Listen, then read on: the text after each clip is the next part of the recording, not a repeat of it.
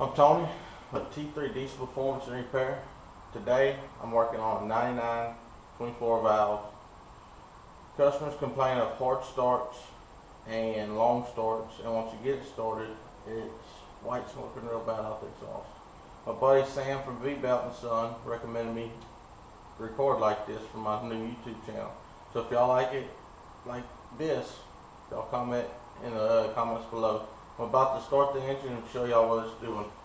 And what I done did is I done cracked about half the injector lines just to make sure we don't have a leaking injector. So I'm about to start it and let y'all see.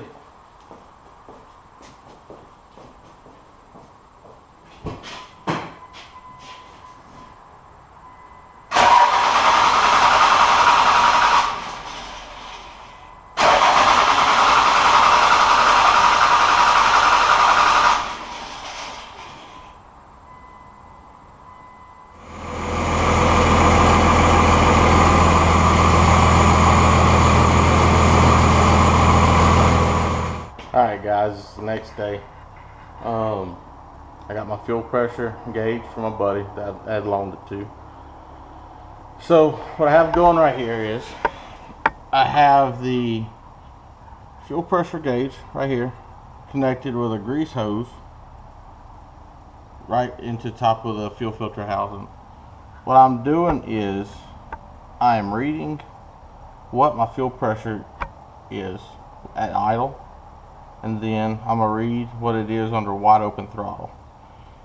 Really, the lowest you ever want to see at wide open throttle under load on a VP44 is around 8 psi. They say 5, but 8 for me is pushing it. And then under, idling and stuff like that, you should have at least between 15 and 20. And really, 20's really safe. They say you don't want to have more than 25 psi or you'll blow out the seals in the pump.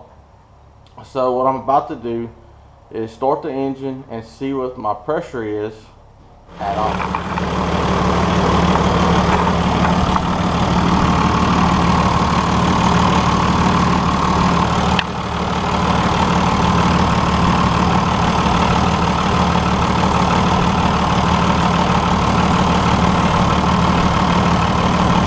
Got done troubleshooting the issue with this truck and the hazing of the exhaust. What I come up with is the injection pump needs to be replaced, and ahead with the injection pump being replaced, we're going to go ahead and change out the lift pump. We're going to go ahead and put a fast DDRP lift pump on to take care of the new injection pump to make sure it doesn't go without fuel pressure. While troubleshooting, I got this code right here multiple times. I contacted the customer, asked him if he changed the fuel filter. He said yes after the truck started acting up, and at wide open throttle I'm getting 8 psi. So that with a dirty fuel filter was probably enough to kill this VP44. So I got a hold of the customer, let him know what we need. He said go ahead and do it. So I'm going to order a new lift pump and new injection pump. And while I have all that torn apart, I'm going to go ahead and check the tappet cover gasket to see if it's leaking. And if it's leaking, I'll go ahead and change that gasket. So the next day, the pump and the injection pump and the lift pump will be in tomorrow during the day, and after work tomorrow I'll install the pump and everything. But what I found on here was when I took the TPS off, this bracket right there was just like that, bolt missing, and then this complete bracket that holds all these lines up in place from vibrating, the bolt's completely missing. There's rust on the threads, and this whole bracket's completely missing. So I done got all that stuff taken apart. I found that there was a remanufactured pump on here, so the pump's done been replaced before. And also, while I was pulling it apart, this gasket for the intake plenum plate is blown out right here, so there's a huge boost leak. So on top of doing all this other stuff, I have to replace the gasket for this. And while I'm in here, I'm also replacing the gasket on the tappet cover the tappet cover. So once I get all this stuff taken apart, I'll start videoing again. So as I'm taking the VP44 out, this bracket right here sits exactly like this underneath the pump. So I've just broken the gear away from the pump shaft. Go to reach down to grab to see if these bolts are even in. Well, I did it just like this. Well, there's a bracket. Oh, there's the bracket, and there's no bolts in anything on the back side of this injection pump. And what this bracket is, it's a support bracket to hold the back side of this pump from just sitting and putting pressure on the timing case the entire time. So we'll see if I got broke off bolts or what, and if I do, or if I don't, I'll still start videoing and show y'all what I find. Just got parts in today. So some of the stuff that I do, that I'm gonna let y'all guys in on when I put these pumps on, is, as y'all seen earlier in my video, the bolts that was holding this pump to this support bracket was missing. So I got some new bolts today from the hardware store.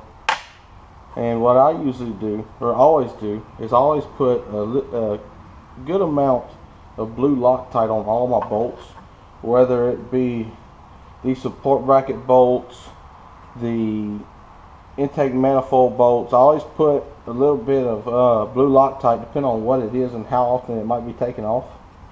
So I always blue Loctite all my bolts. And you see, this pump is from Thoroughbred Diesel. See if I can get the focus. It's from Thoroughbred Diesel. They have a 2-year warranty on compared to most companies that have 1.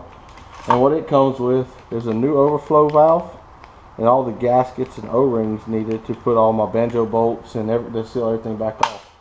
And what I have to feed the new VP44, since we don't want to starve it of any fuel or anything, is we have the fast DRP, which it mounts directly on side the block where the factory pump is, if it hadn't had the pump relocated to the tank by the dealer. You can run this pump on the side of the block, and it's a direct bolt on from Fast, and it has a 2-year warranty on it, and it comes with all the hardware and lines to install it.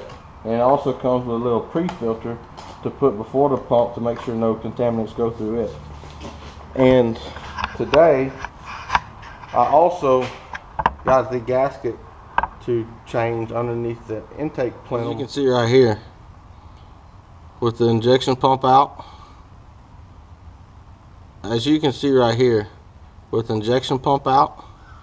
it's a lot easier to get to your vacuum pump and your power steering pump to pull everything out. So I'm about to pull it out, and I'm gonna reseal it and show y'all guys how I do that too. And most places want $300 for a reman pump, and all it really is they put $25 seal kit in it, and it's good to go. As you can see, I got that fast pump installed on this truck. It goes in the factory location, and it replaces the metal line with this line here, and then it just ties into the inlet of the fuel filter housing, and then the rest of it's just the factory fuel system. Alright guys, so I got everything back together. I got the fuel gauge hooked up to the outlet part of the fuel filter housing. Got all VP44 back on, got all missing bolts back on. I am going to have to call a buddy of mine and see if he does have the missing injector line mounts. I'm pretty sure he does. And I got everything hooked up. Got the #1 injector line broken loose. So we're about to see what kind of fuel pressure we're getting out this fast.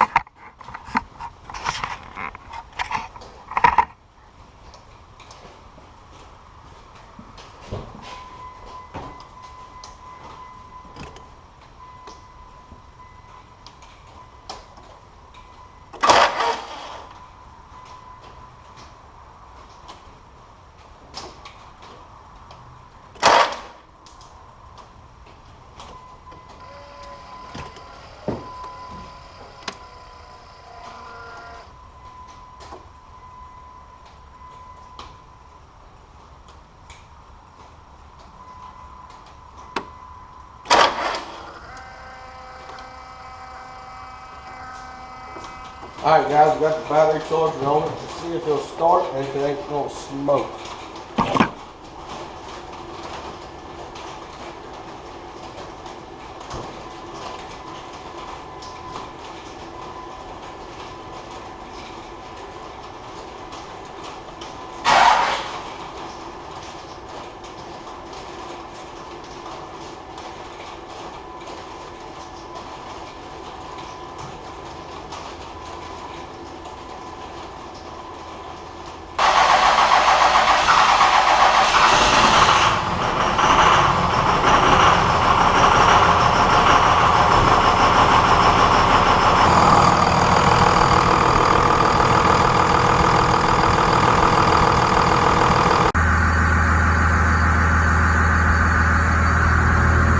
So that's what I got with this truck, and if y'all have any recommendations of what y'all like to see or have any questions about how I did something, please comment below.